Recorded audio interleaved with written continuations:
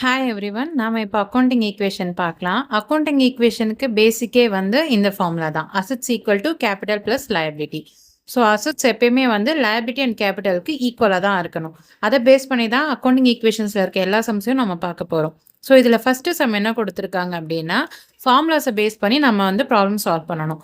So assets வந்து 1 lakh கொடுத்தாச்சு, capital 80,000 கொடுத்துருக்காங்க, liability we have to found. கரெக்டாக? அது நம்ம எப்படி கண்டுபிடிப்போம் அப்படின்னா, அசெட்ஸ்ல வந்து கேபிட்டலை மைனஸ் பண்ணிட்டா we will get the liability. கரெக்டா? ஸோ ஆப்வியஸாக வந்து நம்ம என்ன பண்ணுவோம், 1 lakh minus 80,000 பண்ணிட்டு 20,000 we will get the liability amount. And next ஒன்க்கு என்னது, assets equal to capital plus liability. அசெட்ஸில் 2 lakh கொடுத்தாச்சு, கேபிட்டல் வந்து எதுவும் தரல, வி ஹேவ் டு ஃபைண்ட். லயபிலிட்டியில் வந்து 40,000 கொடுத்துருக்காங்க. ஸோ நம்ம எப்படி இதை ஃபைண்ட் அவுட் பண்ணுவோம் அப்படின்னா, 2 lakh minus 40,000 பண்ணிட்டோம்னா we will get the capital amount 1,60,000. கரெக்டா? So next assets equal to capital plus liability. So assets வந்து இப்போ எதுவுமே தரலை, நாம தான் கண்டுபிடிக்கணும். கேபிட்டல் 1,60,000 கொடுத்துருக்காங்க, லயபிலிட்டி 80,000 கொடுத்துருக்காங்க. ஸோ நம்ம எப்படி அசெட்டை கண்டுபிடிப்போம்?